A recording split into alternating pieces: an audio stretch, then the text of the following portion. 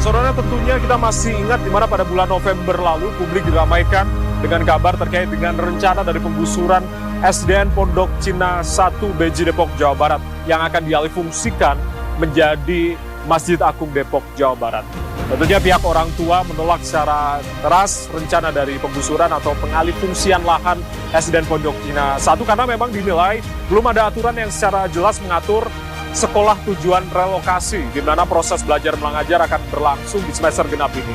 Dan pihak orang tua menilai bahwasanya relokasi ini merugikan siswa dan juga orang tua siswa. Setelah berbagai bentuk penolakan dilakukan orang tua siswa hingga membuat pemerintah pusat turun tangan, akhirnya Wali Kota Depok, Jawa Barat menyampaikan sebuah keputusan melalui akun Instagram pribadinya. Wali Kota Depok, Jawa Barat menyampaikan tindak lanjut dari hasil pertemuan antara Pemkot Depok, Jawa Barat bersama dengan Menko PMK, perwakilan dari Kementerian Dalam Negeri, Kementerian PUPR, Ombudsman, tentunya dengan mempertimbangkan dari surat Gubernur Jawa Barat tertanggal 12 Desember 2022. Wali Kota Depok, Jawa Barat ini mengambil kebijakan untuk menunda sementara relokasi dari SDN Pondok Cina 1 Depok, Jawa Barat sampai dengan terbangunnya kelas baru di SDN Pondok Cina 5 Depok yang akan dijadikan sebagai tempat tujuan relokasi.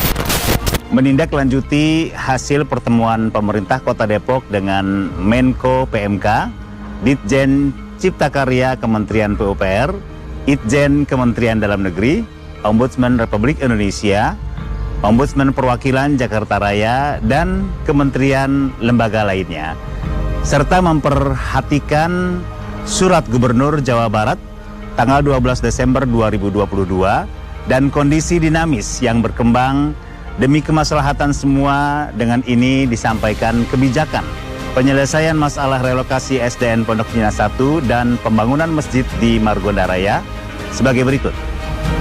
1.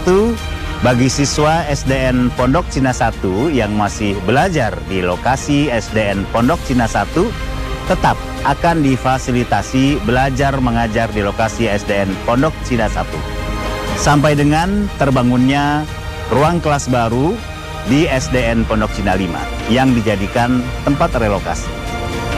Kedua, bagi siswa SDN Pondok Cina 1 yang saat ini sudah melaksanakan relokasi di SDN Pondok Cina 3 dan 5 diperkenankan untuk memilih di SDN Pondok Cina 5 dan 3 atau kembali ke SDN Pondok Cina 1 sesuai dengan kenyamanan para siswa.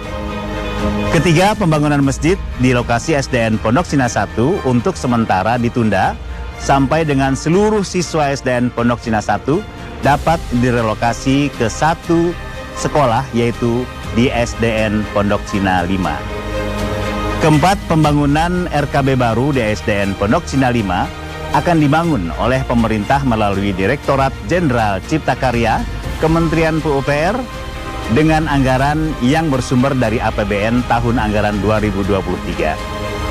Kelima, untuk menjamin kenyamanan semuanya agar pihak-pihak yang tidak berkepentingan yang saat ini menduduki SDN Pondok Cina 1 untuk segera keluar dari lokasi SDN Pondok Cina 1.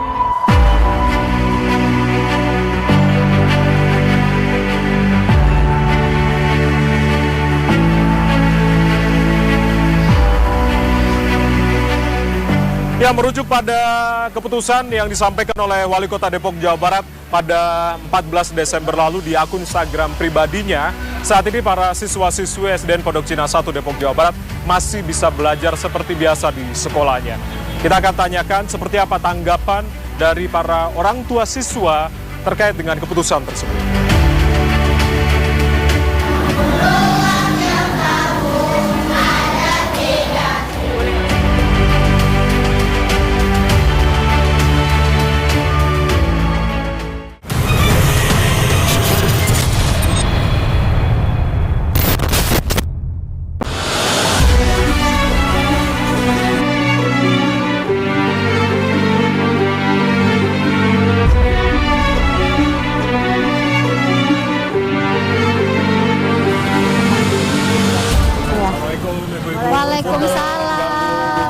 ketemu lagi kita. Iya. Siap. Kemudian kita ngobrol-ngobrol masalah yang karena hari pertama belajar mengajar. Ini kan setelah adanya pernyataan dari Wali Kota di tanggal 14 Desember kemarin melalui akun Instagram pribadinya. Tanggapan dari orang tua setuju atau seperti apa? Tanggapan dari orang tua, Bapak Wali Kota itu kalau menurut orang tua kurang tegas ya, ngeluarin statement seperti itu. Kenapa? Harusnya statementnya itu yang kita harapkan, yang relokasi di SD Pondok Cina 5 dan 3 dikembalikan seperti semula.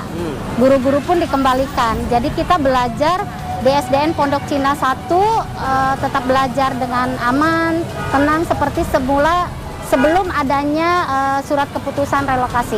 Oke, artinya ketegasan itulah yang mungkin dibutuhkan oleh wali murid. Betul. Gitu, agar tidak ada kebingungan. Betul. Gitu ya. Kalau sekarang kita masih terpisah antara siswa-siswi SDN Pondok Cina 1, ada yang masih di SDN Pondok Cina 5 dan SDN Pondok Cina 3. Jadi kita belum merasa tenang karena istilahnya satu keluarga masih terpecah belah. Iya. Belum kembali semuanya ke sini seperti semula. untuk anak-anak ini. Betul. Ya. Meskipun di hari pertama dari semester genap ini berlangsung. Betul, di iya. hari ini begitu Iya. ya, Buci. Tapi sebelumnya kita flashback dulu. Iya. Pada saat itu kan memang dikasih batas waktu hingga tanggal 12 Desember. Gitu. Iya.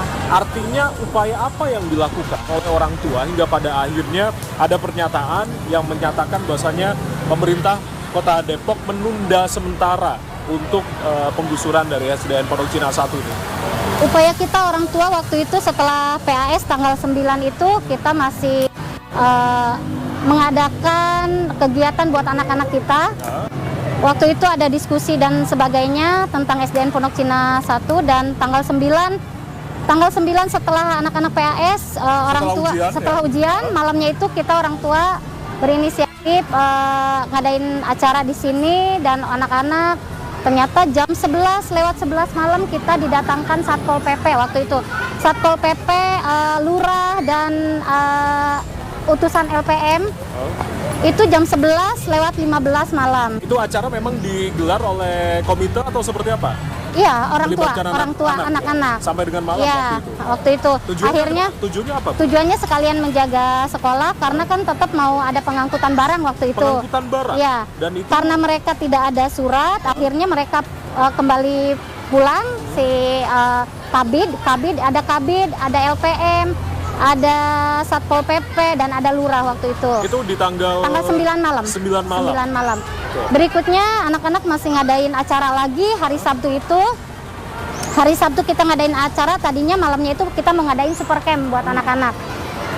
Entah kenapa dari mana tiba-tiba ada surat Satpol PP dari Wali Kota bahwa mau ada pemusnahan bangunan dan Satpol PP 100 orang lebih kalau nggak salah. Itu di tanggal 10 malam. 10 malam. 10 malam. Dan Satpol PP sudah datang di SDN Pondok Cina 1. Belum, baru undangan. Baru undangan. Di undangannya jam 4 subuh. Dan itu diterima ya, Bu ya? Diterima. Bukti fisiknya. Iya. Akhirnya jam 4 subuh ternyata tidak ada. Oke. Jam 4 subuh itu tidak ada. Kita udah menginap, orang tua udah menginap dari tanggal 9 malam. Dari tanggal 9 malam menginap sampai dengan tanggal 12 itu. 12 Iya. memastikan bahwasanya kondisi sekolah ini dalam kondisi aman, tidak ada pengangkutan barang Betul. atau penggusuran Iya, begitu ya. finalnya tanggal 11. Tanggal 11 jam setengah 6 kita didatangkan ada 4 mobil bak Satpol PP sama mobil truk dan banyak orang BKD dan lain-lain. Pokoknya banyak banget aparat. Nggak terhitung, pokoknya sampai banyak. Kita udah pasrah entah. Kisaran ada berapa mobil ini Banyak. Satpol PP pada saat itu? Wah, yang saya lihat itu mobil Satpol PP-nya ada 4 atau 5 sama truk Satpol PP. Ya. Dan kondisi anak-anak masih super camp atau orang tua saja? Anak-anak kita pulangkan jam 10 malam pas kita terima undangan itu. Saya dengar juga untuk hari pertama dari semester ganjil ini, orang tua justru membersihkan secara mandiri Iya. kondisi sekolah, Iya. gitu ya, Iya. untuk anak-anak bisa nyaman belajar mengajar. Orang tua dan semua alumni. Alumni membantu juga Kemudian membersihkan. dari orang tua dan alumni ya. Alumni banyak alumni yang mendukung dan mereka membantu membersihkan sekolah sampai bersih karena penjaga sekolahnya belum dikembalikan. Penjaga sekolah Belum ada sampai saat ini. Belum ada sampai Belum dengan ada. saat ini. Iya. Bagaimana dengan tenaga pengajar? tenaga pengajar untuk saat ini belum dikembalikan sepenuhnya karena masih ada yang relokasi di sana. Dan tadi kita ketemu ibu kepala sekolah Ya. karena Apa yang kelas diungkapkan, Bu? yang diungkapkan gurunya pengen dikembalikan dan anak-anak tolong dikembalikan. Biar kita utuh di sini, belajar juga biar normal dari jam 7 sampai jam setengah 2 siang. Kalau sekarang karena guru-gurunya belum full, jadi anak-anak belajar cuma sampai jam 12. Artinya pantauan Kurang dari maksimal. komite sendiri ada berapa guru yang mengajar di hari pertama di semester genap ini? Hari ini tadi itu setiap kelas itu ada, tapi kelas satunya itu kan ada kelas 2 itu kan kita ada 2 kelas. Nah tadi ibu kepala sekolah minta untuk dijadikan satu, kelas A dan B. Anak-anak kan banyak dan anak-anak menjawab sendiri tidak mau. Otomatis gurunya karena cuma ada satu, kelas 2 itu jadi A, B bolak-balik dan kelas 6 juga sama. Kelas 6A dan B, jadi bolak-balik mereka mengajar dua kelas. Di dua kelas gitu. Iya. Baik. Bu Cici, saya akan konfirmasi langsung bertemu dengan guru seperti apa sebetulnya, apakah mereka mengajar 2 kelas begitu, karena memang tadi disebutkan pengajarnya tidak full begitu ya, yang ada di SDN Pondok Cina 1. Terima kasih Bu Cici sudah berbincang bersama kami TVRI. Baik, terima kasih atas waktunya. Ya, saudara, saya akan konfirmasi secara langsung bagaimanakah kondisi di setiap kelas. Apakah memang ini para tenaga pengajar atau guru masih belum sepenuhnya masuk dan juga mengajar di setiap kelas. Seperti apa kondisinya, kita akan langsung menuju ke setiap kelas.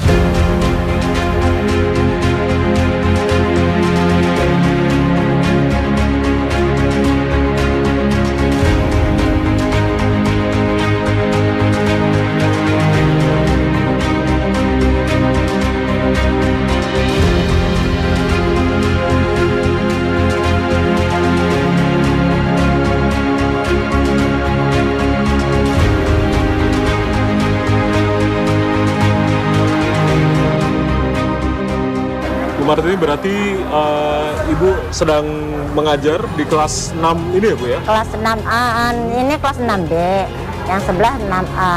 Oh, berarti hanya di 2 kelas ini? Iya, karena di sini kelasnya sudah penuh ya, maksudnya anaknya udah masuk full, sedangkan di sana ada 16 anak yang masuk. Ini kondisinya berarti udah full ya Bu ya, anak-anak Full. ini ya? Iya. Untuk yang kelas 6B ini Iya, ya? Untuk kelas 6B jumlah berapa orang Bu? Kalau untuk secara full? Keseluruhan itu 29. Hari ini yang nggak masuk karena sakit 2 ya.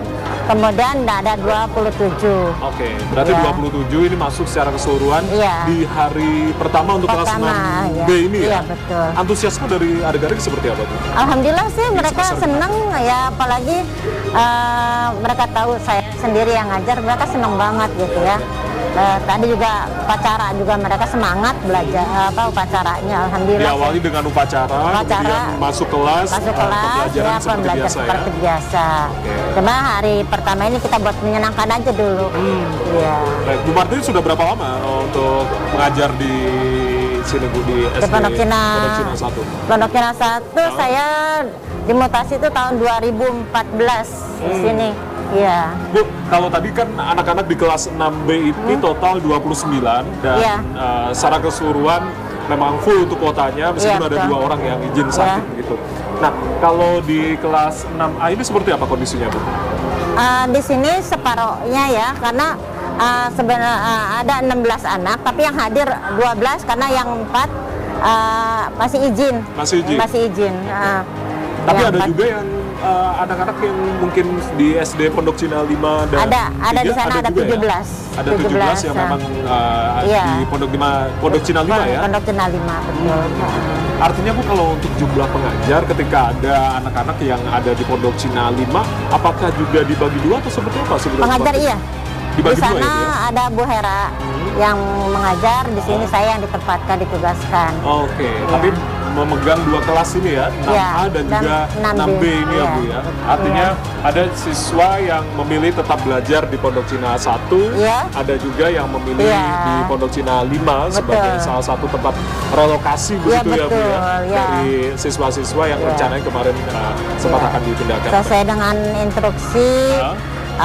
kata Pak Wali Kota kan mereka nyaman di mana Ya. gitu ya, kita silahkan mereka nyamannya di mana gitu. kita nggak paksakan. Baik. Terima kasih Bu Martini sudah sama-sama. Bersedia untuk kami wawancarain. Ya. Sehat-sehat selalu Bu Martini. Amin. Baik, Saya itu mohon harapan maaf kita kalau semua. banyak salah ya. Baik, terima kasih banyak Bu Martini sudah berbincang bersama kami. Ya.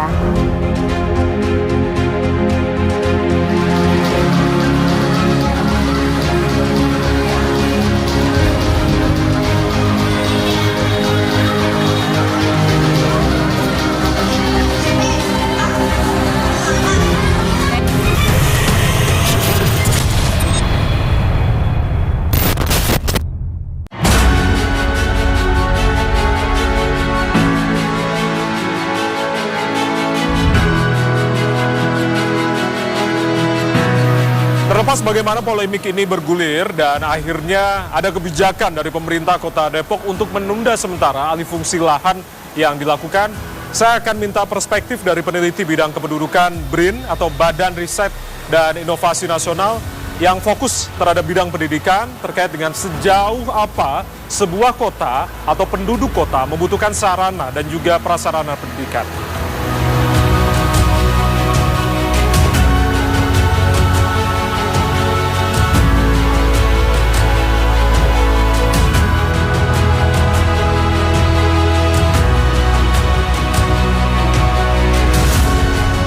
Kira-kira menurut Mas Anggi sendiri seperti apa melihat keputusan yang sudah dibuat oleh Wali Kota Depok bahwasanya untuk sementara alih fungsi lahan ini tidak dilakukan, dalam artian mereka masih bisa belajar seperti semula di SDN Pondok Cina 1? Ya, kalau menurut saya memang keputusan tersebut tepat ya. Jadi menghentikan, bahkan harusnya tidak sementara menurut saya. Jadi karena memang ini adalah sarana pendidikan yang penting untuk pencerdasan anak bangsa. Dan tentu saja ketika bicara ada fasilitas publik lain yang hendak dibangun di lokasi yang sebetulnya sudah sangat menjadi bagian dari lokasi pendidikan, itu lebih baik cari di tempat lain gitu. Jadi harus dipertimbangkan dengan matang. Dan kalau kita lihat kan masih ada penolakan dari warga, dari masyarakat ya, terutama orang tua murid. Saya pun sudah membaca beberapa rilis yang disampaikan oleh orang tua murid yang masih, meskipun Wali Kota Depok sudah menghentikan untuk sementara, tapi masih ada catatan-catatan karena misalnya dari segi pembelajaran belum optimal berjalan, kemudian juga masih ada guru yang memiliki kekhawatiran untuk mengajar, mereka sudah diminta untuk meninggalkan sekolah sebelumnya ya, dan kemudian juga siswa-siswa yang sudah belajar di SD yang lain yang dijadikan tempat untuk berpindah itu tidak dihimbau untuk balik lagi. Jadi ada situasi yang sangat berbeda dengan kondisi awal sebelum ada rencana relokasi. Jadi kalau menurut saya memang menurut saya lebih baik pemerintah Depok mencari lokasi lain untuk membangun masjid tersebut, seperti itu. Oh, artinya menyarankan untuk bisa mencari lokasi lain untuk bisa pembangunan Masjid Agung Depok ini ya? Iya, betul. Mas Anggi, kalau berbicara terkait dengan kapasitas atau penyediaan kebutuhan dari tempat belajar mengajar di Kota Depok sendiri, Anda melihatnya seperti apa? Sudah mencukupikah atau seperti apa sebetulnya? Untuk Kota Depok sebetulnya kalau kita lihat kan secara data demografi itu ada sekitar 2 juta penduduk ya di Kota Depok.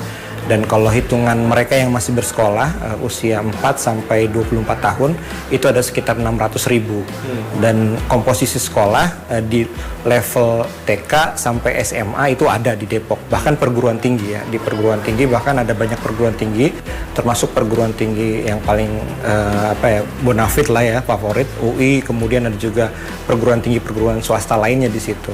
Tapi kemudian kalau kita tilik per jenjang ya, SD memang di setiap kecamatan itu sudah ada. SMP juga di kecamatan ada SMP sederajat, kemudian SMA sederajat sudah ada. Cuma memang yang jadi fokus ketika kita bicara di level SMA itu SMA publik atau SMA negerinya itu memang relatif sedikit. Jadi didominasi oleh sekolah-sekolah swasta. Jadi memang tantangan bagi Depok adalah bagaimana mengalokasikan sekolah-sekolah negeri yang lebih banyak untuk di level SMA ya. Kalau di level SD memang sudah mencukupi. Tapi kemudian dari distribusi dan lain-lain itu yang memang perlu menjadi catatan, Mas. Jadi ketika bicara distribusi seperti apa, kemudian ketika bicara orientasi pendidikan seperti apa, kemudian layanan yang diberikan negara gitu misalnya. Tapi kemudian memang kan kalau kita bicara pembagian pendidikan, sementara ini untuk bicara di level kota atau kabupaten memang fokus pada pendidikan dasar. Nah itu yang menjadi fokus. Tapi ketika bicara pendidikan menengahnya itu adalah kewenangan pemerintah provinsi. Bagaimana misalnya dihadirkan SMA negeri yang kemudian lebih dekat. Karena kalau kita bicara prinsip layanan zonasi misalnya, itu kan mendekatkan anak-anak dengan rumah dengan sekolah. Jadi anak-anak tidak harus pergi jauh ya. Tapi memang yang jadi problem dalam konteks Kota Depok yang terlihat adalah lokasi-lokasi tertentu di Kota Depok, terutama kecamatan-kecamatan yang di wilayah kota seperti Beji dan lain-lain itu kan sudah padat ya. Jadi memang pembangunan kan sekarang lebih merujuk kepada wilayah-wilayah di pinggiran ya, misalnya Kesawangan, Ketapos dan lain-lain. Jadi lokasi-lokasi tersebut yang kemudian perlu diberikan alokasi pembangunan yang memadai gitu. Jadi karena kalau bicara layanan publik ya fasilitas pendidikan harus menjadi yang paling utama, kemudian fasilitas kesehatan.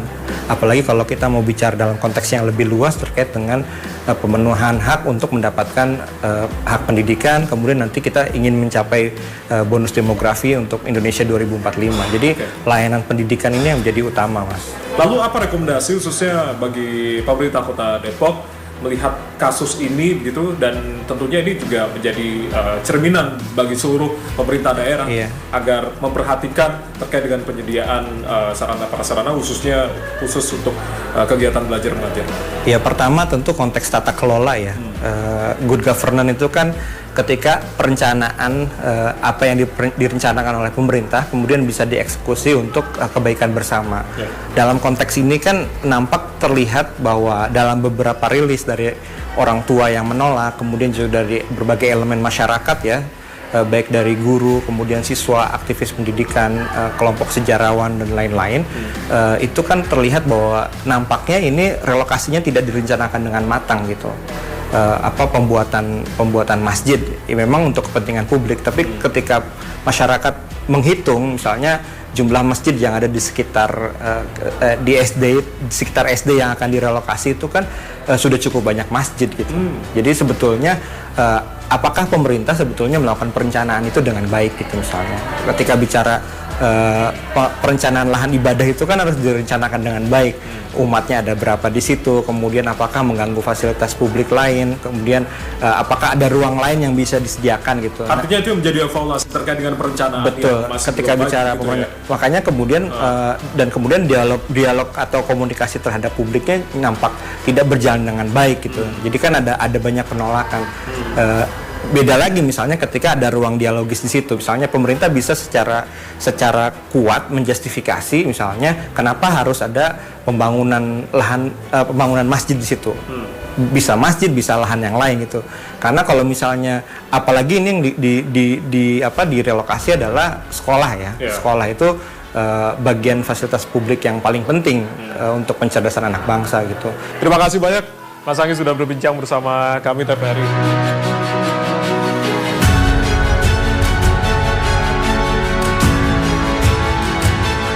Keputusan dari Wali Kota Depok untuk menunda relokasi sementara ini memberikan kabar baru bagi siswa SDN Pondok Cina 1 Depok, Jawa Barat. Mereka yang sempat belajar tanpa guru kini bisa kembali merasakan proses belajar mengajar yang kondusif sambil menunggu keputusan final dari pemerintah setempat.